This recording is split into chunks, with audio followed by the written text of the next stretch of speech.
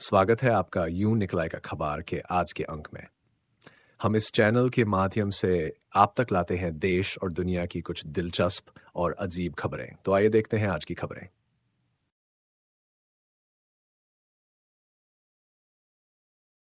Meta रे से समुद्री सीमा सुरक्षित, समुद्र की गहराई में छिपकर दुश्मन पर हमला। आज की एक महत्वपूर्ण खबर के साथ हम हाजिर हैं। अमेरिकी नौसेना ने मेटा रे नामक एक अत्याधुनिक अंडर वाटर ड्रोन विकसित किया है जो समुद्री सीमाओं की सुरक्षा में एक बड़ा कदम साबित हो सकता है। हाल ही में इसे कैलिफोर्निया के नौसैनिक अड्डे पर प्रदर्शित किया गया। ये ड्रोन पनडुब्बी की तरह लंबे समय तक समुद्र की गहराई में छिपा रह सकता है और दुश्मन पर सटीक हमला कर सकता है। मेटा रे 1,500 समुद्री मील की यात्रा करने में सक्षम है। ये ड्रोन किसी भी स्थान पर पहुंच सकता है जहां इंसान का जाना असंभव हो।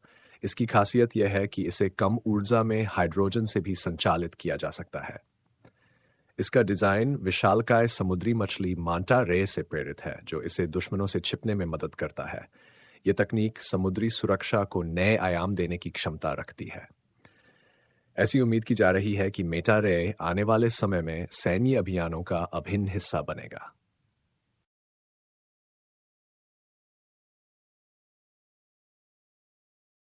गांवों में डिजिटल क्रांति की रफ्तार तेज, 38% लोग यूपीआई का इस्तेमाल कर रहे हैं। एक ताज़ा सर्वे में सामने आया है कि भारत के ग्रामीण क्षेत्रों में डिजिटल भुगतान का चलन तेजी से बढ़ रहा है। देश में अब गांवों के लोग भी यूपीआई का इस्तेमाल बड़े पैमाने पर कर रहे हैं। सर्वे के अनुसार ग्रामीण इलाकों में 38% लोग यूपीआई का उपयोग करते हैं, जबकि खास बात यह है कि 35 वर्ष के युवाओं के बीच यूपीआई सबसे लोकप्रिय बना हुआ है। रिपोर्ट में यह भी बताया गया है कि ग्रामीण क्षेत्रों में कुल डिजिटल ट्रांजैक्शन में यूपीआई का योगदान 19% है। जहां मोबाइल फोन और इंटरनेट के बढ़ते उपयोग ने डिजिटल भुगतान को आसान बनाया है, वहीं सरकारी योजनाओं और जागरूकता अभियानों का भी इसमें बड़ा योगदान है। डिजिटल इंडिया मिशन के तहत ग्रामीण क्षेत्रों में डिजिटल पेमेंट का बढ़ता उपयोग देश की अर्थव्यवस्था को नई ऊंचाइयों तक ले जाने की दिशा में एक सकारात्मक संकेत है। बैंकों को ईडी ने लौटाए 22,280 करोड़। विजय माल्या और नीरव मोदी जैसे मामलों में बड़ी कार्रवाई। वित्त मंत्री निर्मला सीतारमण ने मंगलवार को बताया कि प्रवर्तन निदेशालय ईडी ने एक और बड़ी सफलता हासिल करते हुए पीड़ितों और सही दावेदारों को 22,280 करोड़ की संपत्ति वापस कर दी है।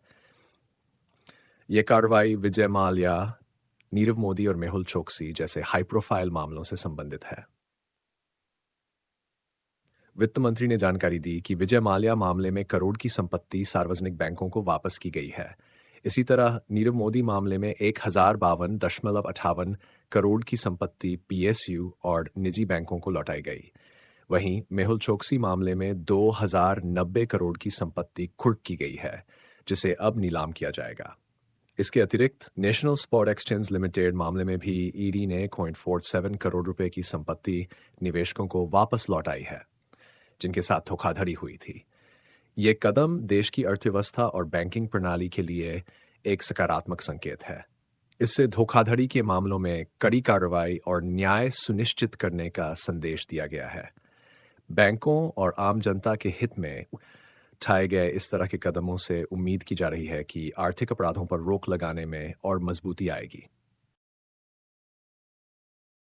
अब एक अंतिम और अजीबोगरीब खबर। अक्सर देखा जाता है कि सास बहू के रिश्तों में कड़वाहट ही रहती है, मगर उदयपुर क्षेत्र के खेरवाड़ा कस्बे के निकट एक आश्चर्यजनक घटना देखने को मिली। कल्याणपुर थाने की उषा देवी, जो कि लगभग 89 वर्ष की थी, सोमवार को अचानक तबीयत खराब हो जाने से उन्हें अस्पताल ले जाया गया, मगर वह बच ना सकी। उनके घर की बहू उषा इस खबर को सहन न कर सकी और उसने भी प्राण त्याग दिए। वर्तमान में जहां हर घर और समाज में सास बहू के रिश्तों की कड़वाहट टकराहट सुनाई देती है, इस तरह की घटनाएं आश्चर्य का कारण बन जाती हैं।